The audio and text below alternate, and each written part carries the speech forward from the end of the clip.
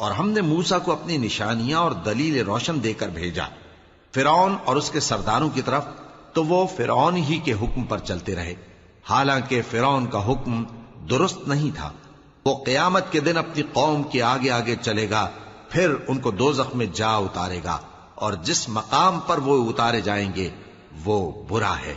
اور اس جہان میں بھی لعنت ان کے پیچھے لگا دی گئی، اور قیامت کے دن بھی پیچھے لگی رہے گی۔ جو انعام ان کو ملا ہے برا ہے۔ یہ پرانی بستیوں کے تھوڑے سے حالات ہیں جو ہم تم سے بیان کرتے ہیں، ان میں سے بعض تو باقی ہیں اور بعض تہس نہس ہو گئیں۔ اور ہم نے ان لوگوں پر ظلم نہیں کیا بلکہ انہوں نے خود اپنے اوپر ظلم کیا۔